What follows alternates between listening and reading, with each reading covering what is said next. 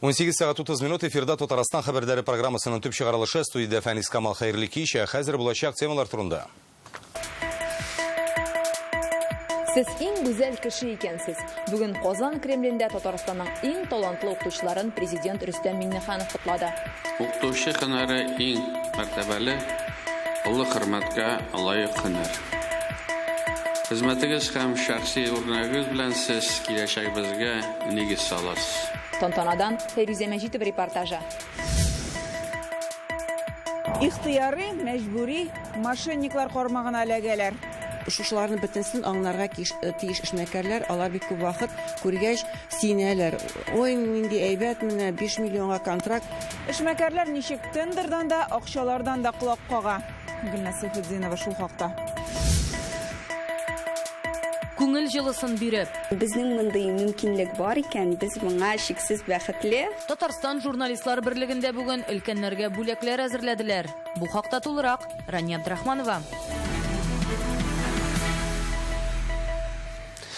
Безне сөйде, безгә белем бирде, рәхмәт аңа изге эше өчен. Иртәгә халыкара укытучылар көне. Шул уңайдан бүген Татарстанның иң талантлы мөгаллимнәрен президент Рөстәм Миңнеханов котлады.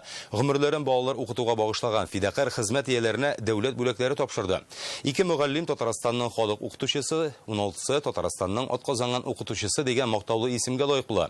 Бүген Казан Кремленә укытучылар династияләре дә чакырылган иде. Кайбер нәселләрнең хезмәт тәҗрибәсе 700 елга җитә. Авыр, җаваплы, мактаулы хезмәт мөгаллимнәр җыелган залдагы тантанада Фәрүзә Мәҗитова булды.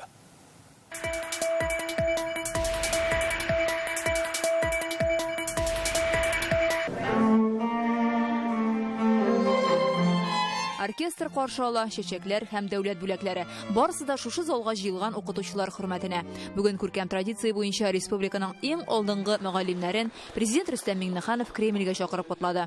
Укытучы һөнәре иң мәртәбәле, улы хөрмәткә лаек һөнәр. Хезмәтегез һәм шәхси үрнәгегез белән сез киләчәгебезгә нигез саласыз. Именно от учителя во многом зависит, кто придет завтра работать на наши предприятия, в больницы, детские сады и школы. Кто будет защищать нашу Родину. Рөстәм Миңнеханов җәмгыятькә үрнәк булып, балаларга белем бирүгә бар гомерен багышлаган укытучыларга бүләкләр тапшыра. 2 мөгаллим Татарстанның халык укытучысы исеменә лаек булды. Аларның берсе Мәгариф үсеше институтының татар теле һәм әдәбияты кафедрасы мөдире Рәсимә Шәмсетдинова. 32 ел һөнәренә тугры милли мәгарифне үстерүдә ярдәме өчен үзе дә президентка рәхмәт әйтә. Гаять кыю адымнарыгыз шушы өлкәдә башкарган бик мөһим проектларыгыз өчен сезгә мәгариф системасы хезмәткәрләре тарафыннан айрым рәхмәтебезне һәм тирән ихтирамыбызны җиткерәсебез килә. Залда мәгариф тармагы ветераннары да бар. Казан авиация техник күллияте директоры Илгиз Җалалов фидакар хезмәте өчен медаленә лаек булды. Мәгариф системасының уңышларында һәрберегезнең өлеше бар, ди президент. Узган уку елында гына 337 укучы Россия дәрәҗәсендә уздырылган олимпиадаларда призлы урыннар яулый. 2000-нән артык укучы мәктәпне медальгә тәмамлый. Татарстанның атказанган укытучылары исеменә лаек булучы мөгаллимнәр арасында төрле фән укытучылары бар. Шуларның берсе хезмәт юлын Түбән Кама мәктәбеннән башлап, хәзер Казанның IT лицейында укытучы Фидалия Халикова. Миннән сорыйлар иде, нишләп сез менә педагог булдыгыз дип, нишләп сез укытучы булдыгыз дип. Мин әйтә идем инде, чөнки минем әнием укытучы булган кеше, тәрбияче булган кеше, бәлки шуңадыр дип. Аннан соң әйтә идем инде, бәлки менә минем туган көнем 2 сентябрьдә, бәлки шуңа күрә дә инде минем туган көннән уку елы башлана дип. Әлки районының югары Әлмирза авылы мәктәбе укытучысы Марс Нутфуллин да Татарстанның атказанган укытучысы исеменә лаек. Баштан механиклыкка укый, соңыннан үзе белгәннәрне балаларга өйрәтә. Хәзер аның укучылары тракторга кадәр үзләре җыя. Үземнең беренче укытучым мине яратып мәктәпкә эшкә чакырган иде инде.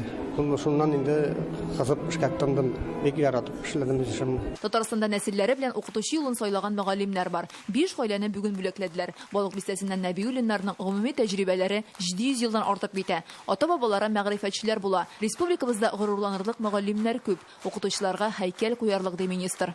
Укытучыга һәйкәл куяр вакыт җитте инде. Без аның турында уйларга тиешбез. Укытучыга һәйкәл булса, шул һәйкәлгә килеп, һәрбер бала, һәрбер әтияни, һәрбер остаз һәм һәрбер өлкән яшьтәге кеше үзенең башын иеп китәр иде. Чөнки һәрберебезнең укытучысы бар. Бүген Татарстанда 76 меңнән артык мөгаллим хезмәт куя, 150 меңнән артык кеше мәгариф системасында эшли. Фирүзә Мәҗитова, Гадел Миндубаев, Яңа Гасыр каналы. Яршалыда хәрби хезмәткә чакырылган ир-егетләрнең гаиләләренә ярдәм күрсәтелә башлады. Октябрь башыннан әтиләре өлешчә мобилизациягә элеккән укучыларны бушлай ашаталар. Ул шәһәр бюджеты хисабына финанслана. Мәктәпкәчә яшьтәге сабыйлары булганнар бакча өчен түләмәячәк. Шулай ук хәрби хезмәткә чакырылучыларның балалары мәдәният, спорт түгәрәкләренә дә бушлай йөриләр. Мондый ташламаны алу өчен ата-аналарга мәктәпкә яисә балалар бакчасына барып гариза язарга кирәк. Яршалыда хәзер якыннары өлешчә мобилизациягә элеккән гаиләләргә ярдәм буенча кайнар линия телефоны да эшли, номеры экранда. 1 октябрьдән барлык шушы гаиләләрдән мәктәпкә йөргән балалар 1 класстан алып 11 класска кадәр көн дәвамында 2 кат кайнар аш белән тәэмин ителәләр бушлай. Һәм инде алар бүгенге көндә 422 бала тәшкил итә. Һәм инде балалар бакчасына йөргән балалар өчен түләүдән азат ителәләр әтиәниләр. Бүгенге көндә балалар бакчасына шушы гаиләләрдән 272 бала йөри. Илдә өлкәннәр 10 көнлеге дәвам итә. Татарстанда 900 мең олы яшьтәге кеше бар. Ел саен алар сафы 45 мең кешегә арта. Өлкәннәр 10 көнлегендә беркем дә игътибарсыз калмаска тиеш дип белдерделәр бүген Татарстанның хөкүмәт йортында. Бирдә олыларга ярдәм йөзеннән башкарылучы эшләр турында сөйләделәр. Республикадагы һәр 4 кешенең берсе өлкән буын вәкиле. Аларга нинди ярдәм күрсәтелә? Күңел ачу өчен бу көннәрдә нинди чаралар оештырыла? Олыларга нинди игътибар күрсәтәләр соң? Бу хакта алдагы репортажда. Быел беренче тапкыр Хикмәт дигән республика конкурсын уздырабыз. Ул компьютер белән эшләү, компьютер технологиясын белү пенсионер арасында. Һәм инде бу конкурста менә быел 100 кеше катнашты. Өлкәннәр декадасына ел саен яңалыклар, үзгәрешләр кертелә ди социаль яклау министры Эльмира Зарипова. Быел мисал өчен беренче мәртәбә Хикмәт дип аталучы компьютер бәйгесе уздырганнар. Замана белән бергә яшьләр генә түгел, олылар да үзгәрә. Алдынгы технологияләр белән кызыксыну зур. Бу еллар арасында 87 мең кеше бу төрле курслар, төрле чаралар аркылы узды. Ул яшьтәгеләргә декада вакытында гына түгел, ел әйләнәсе ярдәм кулы сузыла диләр. Беренче чиратта өлкәннәрнең сәламәтлеген кайгырту мөһим, бигрәк тә авыл җирендә яшәүчеләрнең. Бу мәсьәләдә диспансерлаштыруның файдасы зур. 2019 елдан алып инде 150 меңнән артык кеше бу проект буенча хастаханәләргә илттек һәм ул авылда яши торган кешеләр, өлкән кешеләр диспансеризация үтте. Чөнки авыл кешесе ул бит больницага җөрми дә, нәрсәсе булса да бик авыртмаса. Ә монда инде план буенча, график буенча менә шул өлкән кешеләрне хастаханәләргә йөртеп, диспансеризация уздырып, әйтик, менә алар арасында ел саен 100 кешене шул ук вакытта операция стәленә алалар. Республикада 900 меңнән артык олы яшьтәге кеше бар. Алар аена уртача 19 мең сум пенсиялар. Шул вакытта яшәү минимумнан азрак акча яшәүчеләр дә бар. Андыйларга федераль матди ярдәм каралган. Бу мөмкинлектән Татарстанда 60 мең кеше файдалана. Хәзер республикадагы иң олы ир-атка 102 яшь, ул Питрәчтә яши. Иң өлкән ханым Зәй районында гомер кичерә, аңа 107 яшь. Гомер озынлыгын арттыруда сәламәтлек саклау тармагы да зур роль уйный. Бүгенге көндә медицинада гериатрия, ягъни кешенең гомер озынлыгын арттыру юнәлеше үсештә. Әйтик, элек олы яшьтәге кешеләр учас ягын сындырса, урын өстендә калалар иде. Хәзер бу очракта операция ясау мөмкинлеге бар. Мондый медицина ярдәме елдан-ел арта. Порядка 1200 человек в год. Бүгенге көндә елына 1200 шундый операция ясала, ә элек булсан 800 тирәсегенә иде. Медицинада бу мәсьәлә алга китте. Бу күп кешенең сәламәтлегенә уңай йогынты ясады. Иң яхшы дәва һәм узак яшәү серләренең берсе актив тормыш алып бару дип белгечләр. Андыйлар өчен шартлар елдан-ел яхшыра. По нейробике, по китайскому языку. Мисал өчен нейробика, ягъни кешенең хәтерен, фикерләвен яхшырту буенча күнегүләр өйрәнү һәм Кытай телен үзләштерү буенча түгәрәкләр эшли башлады. Өлкәннәр арасында шулай ук рәсем сәнгате, бакчачылык, физик күнегүләр белән мавыгучылар да арта бара. Бүгенге көндә республикада һәр 4нче кеше өлкән буын вәкиле булып санала, ә авыл җирлегендә һәр 3нче кеше. Әлеге декаданы оештыручылар картлыкны шатлык итү диләр. Кайчакта өлкән кеше белән ягымлы итеп исәнләшүдә зур ярдәмгә тиң. Җылы сүз җаназык дип юклаганы әйтмәгәннәр бит. Илдар Сафиуллин, Олег Мыльников, Яңа Гасыр каналы. Өлкәннәр 10 көнлегендә дә яшь журналистлар олы яшьтәгеләргә игътибар күрсәтә. Бүген Татарстан журналистлар берлегендә масса күләм мәгълүмат тармагы ветераннары өчен күчтәнәчләр әзерләделәр. Быел бу эшкә Шаян ТВ каналының алып баручылары да кушылды. Берлектә шундый традиция бар. Монда ел сайын шулай ветераннарын хөрмәтлиләр тулырак Рания Абдрахманова. Мука, чай, 2 мыла. А сгущенка где? Сгущенка. Менә бит. О, нашел. Молодец, давай.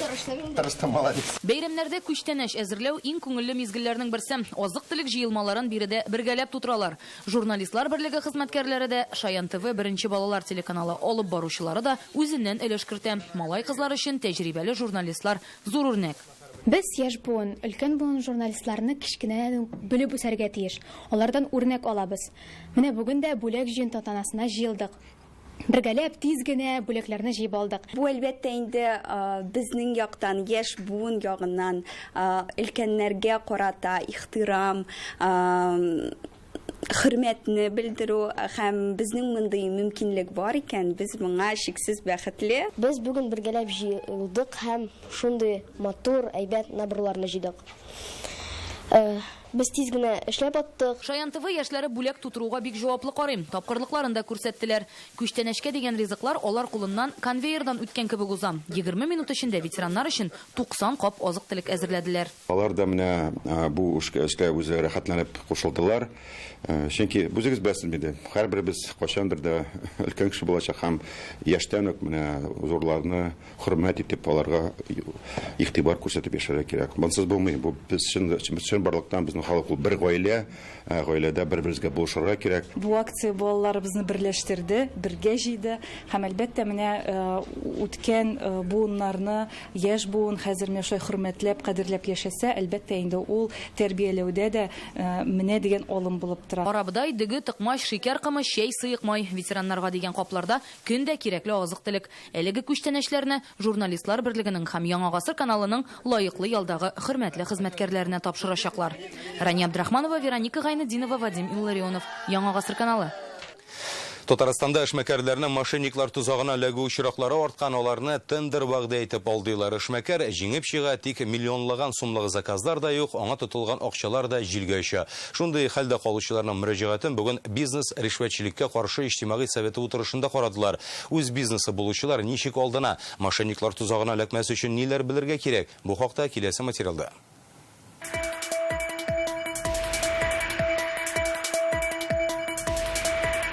Я думаю, здесь попасться может любой.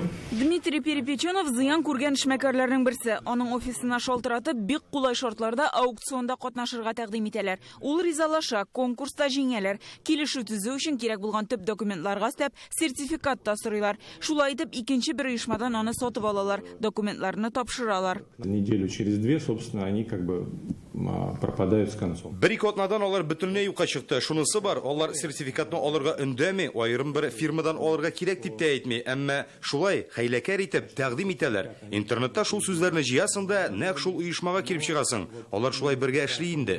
Шуңа да бу схема эшмәкәрләрдә шик тудырмаган. Зыян күргән башкаларның да алдану тарихы шундый ук. Аукционда катнашырга чакыручылар үзләрен РЖД, Газпром, Аэрофлот кебек зур компания вәкилләре дип таныштыра, ышанычны яулый. Документ алмашу электрон почта аша бара. Электронный почта гына килеп, алай тендер узмый бит. Аның бит бар үзенең, ничек үткәрелергә тиеш ул.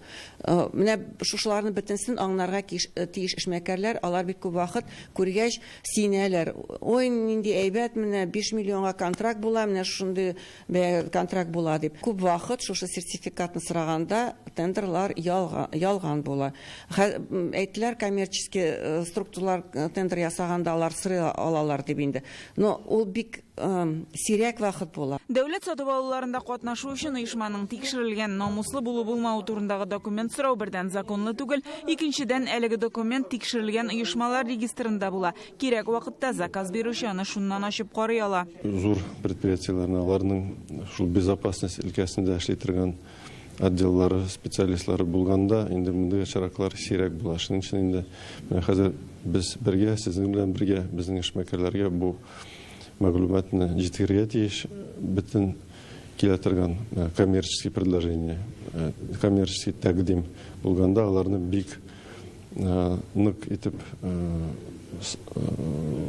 карарга керек. Ялган схема нидән гыйбарәт? Билгесез затлар тәкъдим ясый, икенче бер оешма сертификат бирә, аны сертификатлар берүче үзәк турыдан-туры түгел, башка оешмалар аша тапшыра ала. Аларның мошенниклар белән туры элемтәдә булмавы гаеплеләрне җаваплылыкка тартуны катлауландыра. Со стороны Общероссийского народного фронта Гомумән Россия халык фронтының үзәк штабына, тикшерүләр бюросына мөрәҗәгать итәчәкбез. Шулай ук федераль хукук саклау органнарына. Чөнки бу бер генә очрак түгел, бөтен Россия буйлап таралган. Ирекле сертификация уздыру тәртибенә кагылышлы законнарга үзгәреш кертергә дигән тәкъдимебез дә бар. Ул мошенниклыктан саклар иде. Очрашуда бу мәсьәләне күтәрүнең төп максаты кисәтү, аңлату, хукук саклау органнарына барамы, юкмы, эшмәкәрләр үзләре хәл итә. Гөлнар Сайфетдинова, Данил Филатов, Яңа Гасыр каналы. 6 октябрьдә Казанда 100% Татарстан дип аталган халыкара онлайн форум башлана. Ул быел төзелеш һәм территорияләр үсешенә багышлана. Әлеге тармак белгечләре торак төзелеше, бу өлкәне материаллар белән тәэмин итү, шәһәрнең транспорт хәрәкәте системасын яңарту һәм торак сату алу мәсьәләләре турында фикер алышачак. 100% Татарстан проектына 2020 елда ТСРның 100 еллыгы уңайнан башлангыч бирелгән иде. Ул Татарстанның интеллектуаль эшлекле майданчыгы булып тора. Быелгы форум 3 телдә: русча, татарча һәм инглизчә алып барылачак. При подготовке этих всех мероприятий форумга әзерләнгәндә без торак төзелеше тармагындагы проблемаларны да күтәрдек. Беренче чиратта бу өлешләп түләнә торган торак төзелеше, ипотека кредиты, торак коммуналь хуҗалык тармагындагы мәсьәләләр. Халык тарафыннан алар белән бәйле сораулар аеруча еш бирелә. Без аларга җавап табарга тырышабыз. Конечно, в части жилищно-коммунального хозяйства это те обращения населения, жалобы, которые возникают, постарались максимально глубоко проанализировать. В этом чате мы хотели бы получать обратную связь. Бу шарада халыкны аеруча кызыксындырган темаларның нинди икәнен беләсебез, кешеләрнең фикерләрен ишетәсебез килә. Бәлки төзелеш һәм территорияләр үсеше юнәлешендә кемнеңдер яңа тәкъдимнәре бардыр. Шуларны тыңлап, анализлап, ничек тормышка ашырып булачагын карар идек. Собирать и, соответственно, думать, как мы можем их реализовывать, насколько они состоятельны. Казандагы бер йортта төзек булмаган янгын сөндерү җайламаларын тикшерергә ирек бирмиләр. Инспекторларга бу эштә кем кумачаулаган, моны реальное время интернет газетасыннан укып белә аласыз. Татарстанда соңгы 3 елда үз-үзенә кул салучы кешеләр арткан. Быелның 9 аенда республикада 921 шундый очракны теркәгәннәр. Якты дөнья белән хушлашырга теләүчеләрнең 72се балик булмаган балалар. Узган ел 935 кеше үз-үзенә кул салган була. Иртәгә бөтен дөнья психик сәламәтлек көне алдыннан Бехтерев исемендәге Республика клиник психиатрия хастаханәсе табиблары халыкка киңәшләрен дә җиткерде. Табиблар балаларга карата игътибарлырак булырга куша. Аларның үз-үзен тотышында сәер үзгәреш күзәтелсә, үз эшләренә йомылсалар, күңел төшенкелегенә бирелсәләр, белгечләргә мөрәҗәгать итәргә кирәк диләр. Көз һәм яз айларында бу аеруча мөһим. Бу вакытта психиатрга баручылар саны 2 тапкырга арта икән. Осенью и весной яз һәм көз айларында депрессиягә, шомга бирелүчән кешеләрнең бу халәте кискенләшә, кайбер психик авырулар да көчәеп китә. Шуңа күрә алдан ук мондый чирләрне кисәтү чараларын күрү мөһим.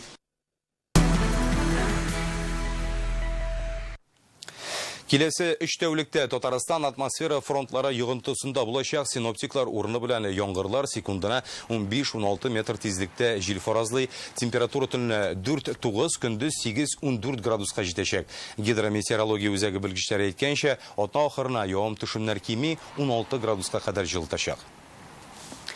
Татарстанда шикәр чөгендере җыялар уңыш гектарыннан уртача 350 центнер чыга. Хәзерге вакытта республикада эшләрне 50 мең гектарда төгәлисе калган. Шикәр комына кытлык булмаячак. Авыл хуҗалыгы министры Марат Жаббаров кичә шулай дип белдерде. Халыкның ихтыяҗы елына 100 мең тонна, татлы тамыр бездә 250 мең тонна җыеп алыначак диде ул. Көзге урак барышын Апас районы кырларында хезмәттәшләребез дә күреп кайтты. Татлы тамыр киселми, ватылмый, тау-тау булып өйлә. Идрәс бүлекчәсе кырларында быел аны 359 гектарга чәчкәннәр. Каратунда яшәүче Алексей Ватрушкин 14 елдан бирле шушы комбайнда. Смена инде иртәнге 7-дән кичке 7-гә хәлешебез.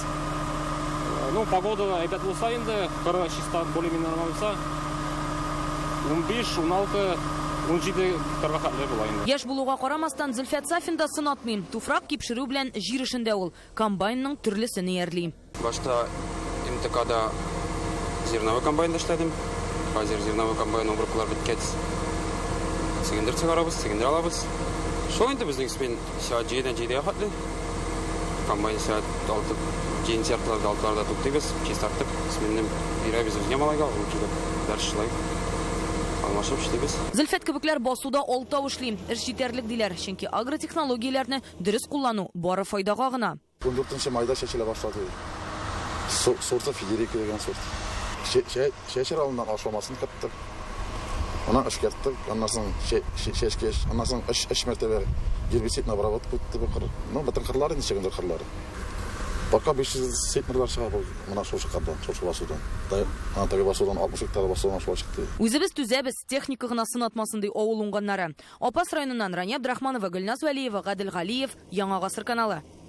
Әгәр сезнең дә безгә җиткерәсе яңалыкларыгыз булса, WhatsApp-ка языгыз, номеры 89874200101. Хәбәрләрне фото һәм видео язма рәвешендә дә җибәргә мөмкин.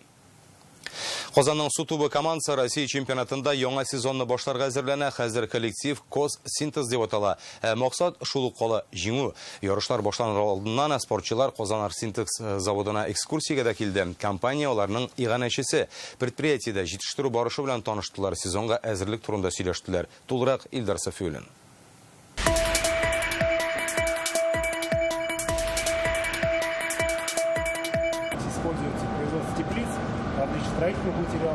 Бассейн урынына заводка спорт киемен иминлек каскасын алыштырганнар. Синтез су тубы командасы яңа сезон алдыннан Оргсинтез заводына экскурсиягә килде. Спортчыларга заманча технологиялар кулланып продукция җитештерү турында сөйлиләр. Ватерполчылар диккать белән тыңлый. Без монда бурга бик шат, чөнки безгә Оргсинтез бик каты булыша. Без хәзер заводчылар белән сөйләшәбез. Быел без Казанда әзерләндек. Безнең августта Беренче соревнования булды. Сәнәгатьтә тырышып эшләгәндә зур табыш алып була. Спортта тир түгеп шөгыльләнсәң, җиңүгә ирешәсең. Завод хезмәткәрләре белән ватерполчылар тыгыз элемтәдә. Бу сезонда команданың исеме Кос Синтез дип үзгәртелде. Кос Казан Оргсинтез дигәнне аңлата. Мы поддерживаем бассейн, сделали. Без клубның иганәчеләре даими рәвештә ярдәм итәбез. Бассейнга ремонт ясадык, су чистарту системасын яңарттык, киенү-чишенү бүлмәсендә төзекләндердек. Спортчылар үзләре әйткәнчә, алар өчен булдырылган шартлар Европадагыдан да яхшы. Санкциялар белән бәйле Синтез командасы Европада чыгыш ясамый, бәлки җыеннарга гына барып кайталырлар. Хәзер бөтен игътибар һәм көч-куәт Россия чемпионатына юнәлтелгән. Ил күләм ярыштагы алтын медаль һәм кубокны саклап калырга кирәк. Заводтагы төп бинада агып торган әлеге фонтанның символик мәгънәсе дә бар. Әлеге коллектив судагы спорт төре белән дә бәйле. Менә шулай сәнәгать белән спорт бердәм һәм тату булып эшләгәндә генә зур җиңүләргә ирешергә мөмкин диләр. Яңа сезон алдыннан Казан клубы 4 уенчы белән тулыланган. Алар нигездә үзебезнең Татарстан егетләре, берсе Сербия легионеры ул Олимпия чемпионы Никола Дедович. Мин Синтез составында уйнарга булдым, чөнки бу көчле коллектив, Россия чемпионы. Бу сезонда да җиңүне саклап калырбыз дип уйлыйм. Минем моңа кадәр дә Казанда булганым бар иде. Бик матур, уңайлы шәһәр, халкы да кунакчыл. Клуб җитәкчелеге билгеләп үткәнчә, өлешчә мобилизация спортчыларга кагылмаган. Прислали табличку Минспорта. Безгә Россиянең спорт министрлыгыннан өлешчә мобилизация белән бәйле таблицалар җибәрделәр. Без аларны тутырып кире юлладык. Безнең спортчыларны чакыртканнары юк. Гомумән алганда яңа сезонга әзер. Максатларны һәркем дә белә. Россия чемпионы исемен һәм ил кубогын сакларга тырышачакбыз. Кос Синтез командасы Россия чемпионатындагы беренче уенны Ботнада җомга көнне үз бассейнында үткәрә. Казанлыларның көндәше Мәскәү өлкәсенең Штурм клубы. Илдар Сафиуллин, Гадел Миндубаев, Яңа Гасыр каналы. Бүгенге шулар иде. Сәламәт булыгыз.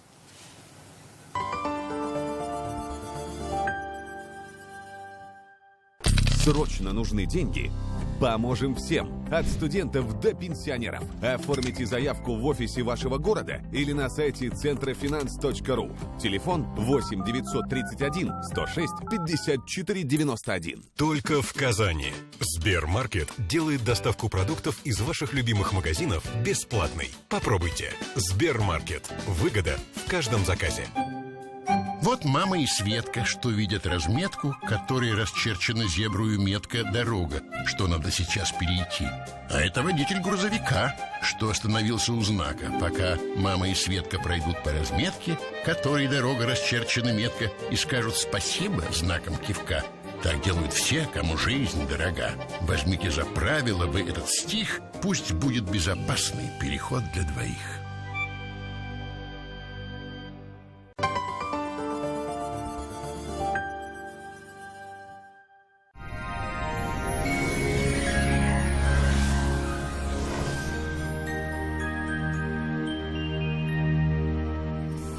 Исәнмесез, эфирда һава торышы чарылышы. Атмосфера фронтлары республикабызда һава торышына сизелерлек йогытны ясыйлар. Яндекс погода мәгълүматы буенча көньяк-көнчыгыш чыгыш бөгелмә баулы азнакайда болытлы һәм яңгырлы температура 11 градуска кадәр төшәчәк. Төньяк-көнчыгыш түбән Кама ярчаллы Алабугада алмашынучан болытлы һава урыны белән яңгырлар уртача 13 градус. Төньякта Актаныш, Әгәрҗе, Менделеевскида шулай ук болытлы уртача 12 градус. Төньяк-көнбатыш Арча, Кукмара, Балтачта аязучан болытлы һава урыны белән яңгыр 12 градус. Көньяк-көнбатыш Болгар, Буа, Чүпрәледә яңгырлы 14 градус җылы. Чистай, Нурлат, Мамадышта шулай ук болытлы урыны белән яңгыр булырга мөмкин 13 градуска кадәр. Пәнҗешәмбе сизелерлек салкынайтачак дип фаразлана. Көннәр яңгырлы булачак. Сезнең өчен файдалы мәгълүмат.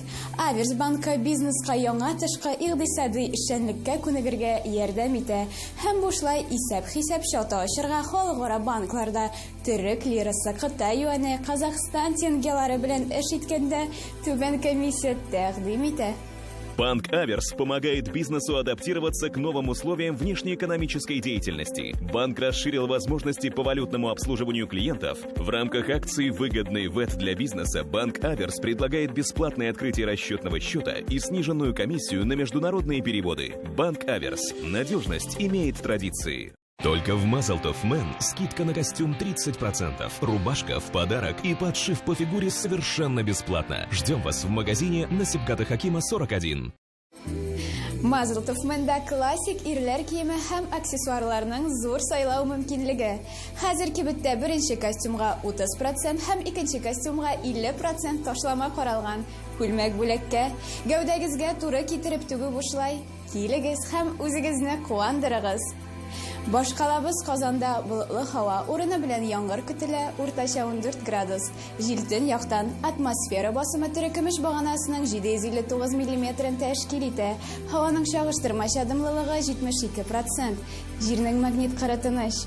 Бүгенгә менә шулар. Сау-сәламәт булыгыз.